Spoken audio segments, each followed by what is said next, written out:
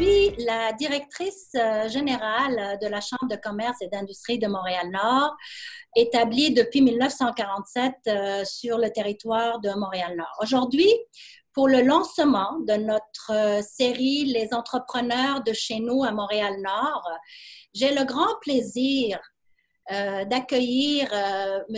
Patrick Mattei, qui est vice-président production au sein de l'entreprise Chlortec, qui depuis, tenez-vous bien, 1987, ça fait déjà un bon bout de temps, fabrique et fournit sur mesure des outils de coupe de précision les plus performants de l'industrie.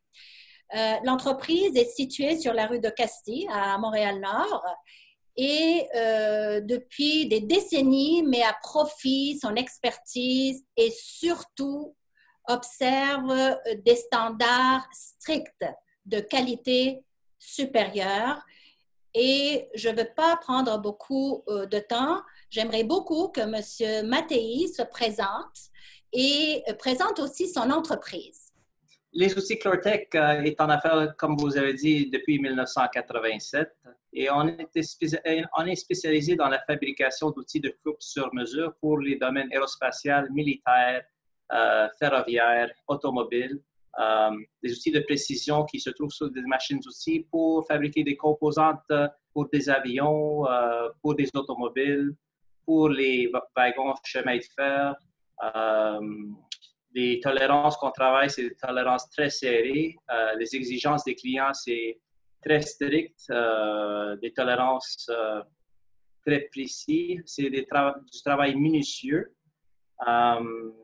Puis on a beaucoup de succès dans notre entreprise. Puis avec une petite entreprise familiale, on exporte notre produit mondialement. C'est très curieux de savoir que des avions, du ferroviaire, vous êtes passé à faire autre chose dans les temps qui courent parce que devant la crise sanitaire de la COVID-19, vous n'avez pas baissé les bras, même si vous n'étiez pas capable de continuer votre chaîne de production, mais vous avez décidé de faire autre chose. Qu'est-ce qui vous a motivé de prendre cette initiative? Et parlez-nous un peu de cette initiative. L'initiative, on a vécu le 11 septembre. Après le 11 septembre, le domaine aérospatial a tombé. On a eu beaucoup de misère à garder nos employés après le 11 septembre parce que notre entreprise était dédiée strictement à l'aérospatial. Alors, après le 11 septembre, on s'est mis à fabriquer des pièces de tricotage dans le domaine des bas. Et on a eu un bon succès dans ce domaine-là pendant des années. Et après, on a vécu cette expérience-là. On s'est dit, il ne faudrait pas mettre tous les œufs dans un panier puis diversifier. Alors, on a mis beaucoup d'énergie à diversifier nos effectifs dans d'autres domaines pour que s'il y avait un autre événement qui arriverait dans un des domaines, on ne serait pas trop affecté dans notre entreprise. On voulait minimiser les fluctuations, on dit ça des business cycles, et garder quelque chose de stable et linéaire, pas quelque chose qui est cyclique. Alors, pour ça, on est content parce qu'on garde encore une bonne cadence de travail présentement. Malgré la pandémie, on est assez bien. Puis on a lu récemment, justement, que vous vous êtes mise à la fabrication de visières. C'est bien cela. C'est bien ça, oui. Ben, pouvez-vous nous présenter un petit peu le produit?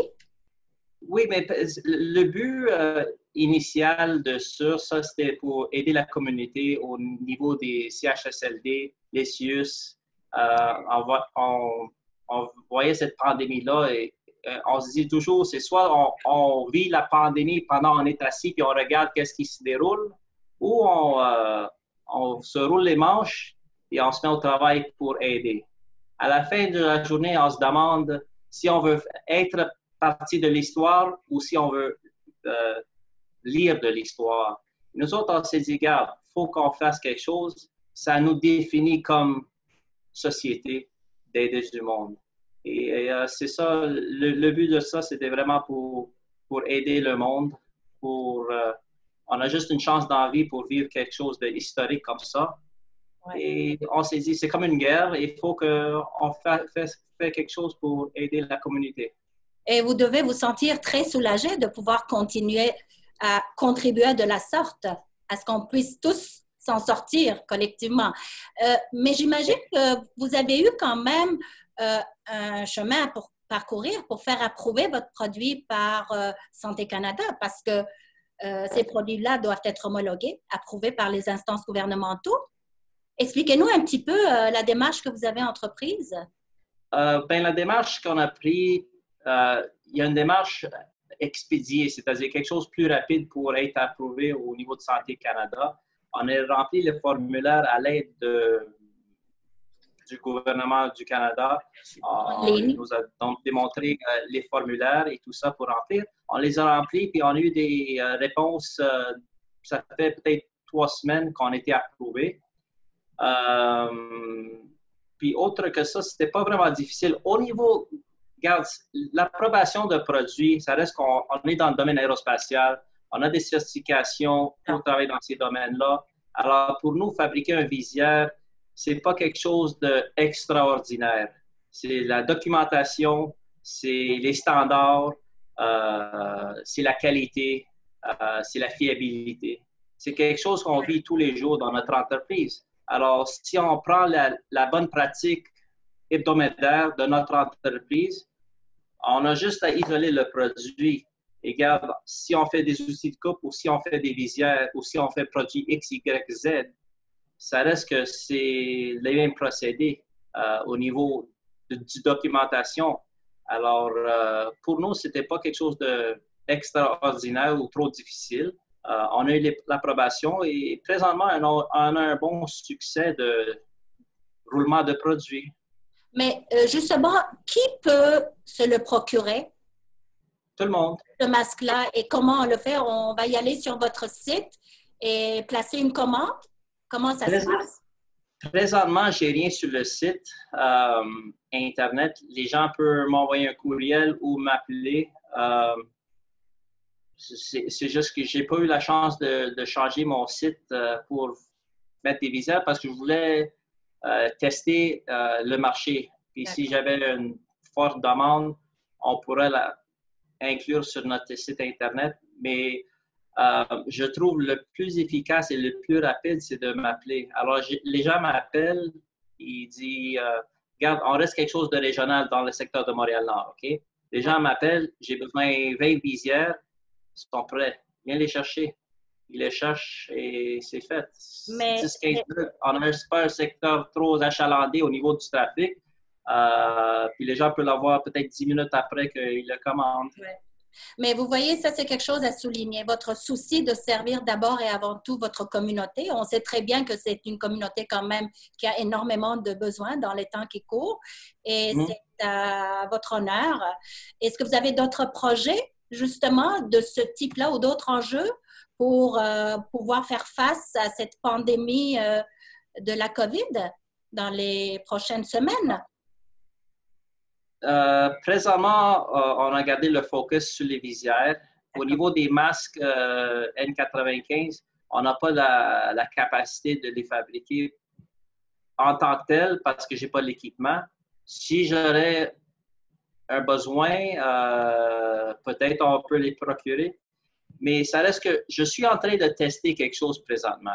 Je suis en train de tester parce que j'aime des produits fabriqués ici au Québec. Okay? Wow. On a une expertise exceptionnelle ici et il faut qu'on reste se fier sur nous-mêmes pour avoir notre propre produit. On ne peut pas se fier à d'autres pays parce qu'on voit ce qui arrive avec les autres pays quand ça arrive qu'il y a une pandémie. Ils font monter les enchères des produits et on n'a pas accès à ça. Ça va toujours aller aux ceux qui vont payer le plus cher. C'est extraordinaire. Alors, il faut qu'on se fie à nous-mêmes. Oui, parce que vous répondez en même temps à cette campagne qu'on a lancée ensemble d'acheter local, de s'approvisionner local.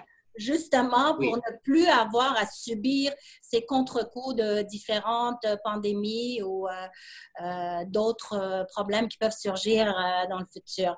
Je sais que vous avez beaucoup à faire, Monsieur Mattei. Ça m'a fait énormément plaisir de pouvoir juste échanger quelques moments avec un de nos membres d'ailleurs. Je veux souligner que vous êtes un membre de la Chambre de commerce et d'industrie de Montréal-Nord. Nous en sommes très fiers d'ailleurs.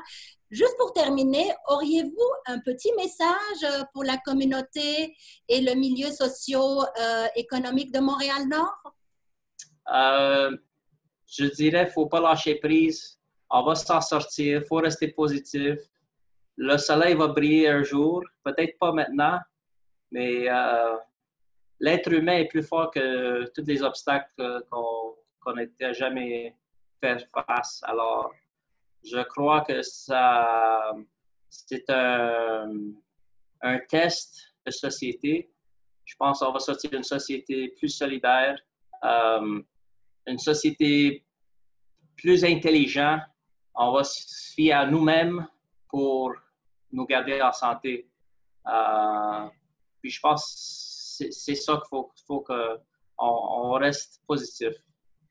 Merci infiniment pour cet entretien inspirant.